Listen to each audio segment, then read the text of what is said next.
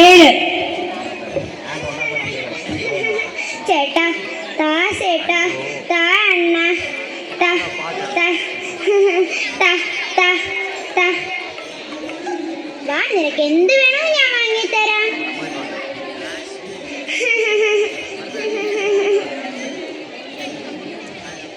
ചേട്ടാ വേണ്ട, ചേട്ടാ വേണ്ട വേണ്ട വേണ്ട വേണ്ട.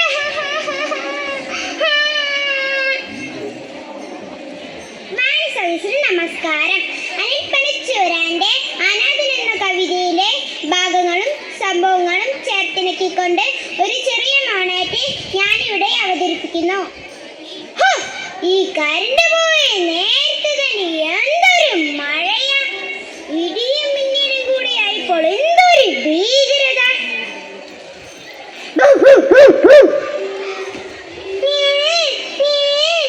ഒരു കൊച്ചു പൈതലിന്റെ കരച്ചിലാണല്ലോ കേൾക്കുന്നത്.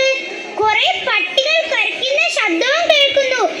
ഈ രാത്രി സമയം ഏതെങ്കിലും കൊച്ചിനെ തെരുവ് പട്ടികൾ കടിക്കാൻ ഓടിക്കുന്നതാണോ എന്തോ? അതാ ആ കടത്തിനിൽ നിന്നാണല്ലോ ശബ്ദം കേൾക്കുന്നത്. പോയി നോക്കാം.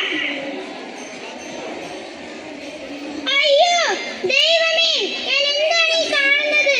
ചുറ്റും ചോരത്തളി കെട്ടി നിൽക്കുകയാണല്ലോ. ഇത് അലഞ്ഞു നിൽക്കുന്ന പ്രാന്തിയല്ലേ ഇത്? ഇവിടെ ആരാണ് ഗതിക്കാക്കിയത്? അയ്യോ, അവളുടെ കാലുകൾക്കിടയിൽ ചോരക്കുഞ്ഞ്. ഇവളോട് ആരാണ് ഈ മഹാഭാവം ചെയ്തത്? ഈ തളം കെട്ടി നിൽക്കുന്ന ചോരക്കുഞ്ഞിനെ കണ്ടാണ് പട്ടികൾ ഇവിടെ കറങ്ങി തിരിയുന്നത്. മുത്തശ്ശി, നിങ്ങൾ രണ്ടുപേരും വരെ ഒരുമിച്ചല്ലേ ഉള്ളവ? ആരാണ് ഇവളോട് ഈ മഹാഭാവം ചെയ്തത്? അറിയില്ല മകളെ. മാസങ്ങൾക്ക് മുമ്പ് 1-2 പേരെന്നെ ഇവിടുന്ന് ആട്ടിയോടിച്ച ശേഷം ഞാൻ ഇവളെ ഒരാഴ്ചയ്ക്ക് മുമ്പാ കാണുന്നത്. അവൾ വല്ലാത്ത ക്ഷീണത്തിലായിരുന്നു.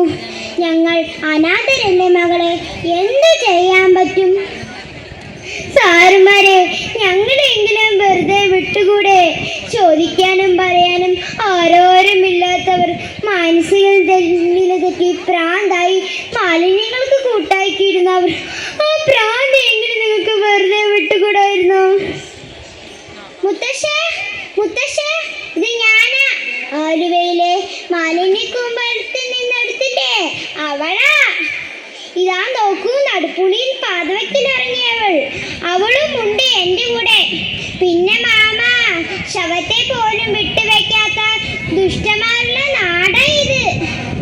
അവർക്ക് കുഞ്ഞുങ്ങളോ പ്രാന്തിയോ ശവമോ അല്ല പ്രധാനം, അവരുടെ വിശപ്പടങ്ങണം. നോക്കൂ, നിങ്ങൾ ഈ അനാഥ കുഞ്ഞിനടുത്ത് പുലമുന്നത് ആരെങ്കിലും ശ്രദ്ധിക്കുന്നുണ്ടോ? ഇല്ല, അവർ ആരും നോക്കില്ല. കുറച്ച് പേർക്ക് ഇത് നാളത്തെ പത്രത്തിൽ ഒരു വാർത്ത, കുറെ പേർക്ക് വൈകുന്നേരം ചാനലിൽ ഒരു ചർച്ച, കുറെ പേർക്ക് 2 ദിവസത്തിന് പുതിയ യോഗം, പിന്നെ പദവിക്കായാലും നെട്ടോട്ടം. അത്രയേ ഉള്ളൂ. അടുത്തൊരിയെ തേടുന്ന കുറേ പേർ. കുറച്ച് കഴിയുമ്പോൾ എല്ലാം മറക്കും. ദൈവം പോലും ഇല്ല നമ്മളെ കാക്കാൻ. കാലം കാക്കണം നമ്മുടെ ഓമന മക്കളെ. മകളെ, നീ ആ പ്രാന്തിയുടെ കുഞ്ഞിനെ ഏതെങ്കിലും ആശ്രമത്തിൽ ചേർക്കൂ. അല്ലെങ്കിൽ നാളെ ആ കുഞ്ഞു ആദ്യം നിങ്ങളിൽ കുറച്ച് പേരെങ്കിലും പകൽമാന്യത കളഞ്ഞ് മനുഷ്യരായി മാറും. നിങ്ങളുടെ മക്കൾക്ക് വേണ്ടി നിങ്ങൾ കരയേണ്ടി വരും. നിങ്ങളുടെ വാതിൽ പഠിക്കൽ പണിഞ്ഞിരിക്കാൻ ആപത്ത്. സൂക്ഷിക്കുക, ഇനിയെങ്കിലും സൂക്ഷിക്കുക. നന്ദി, നമസ്കാരം.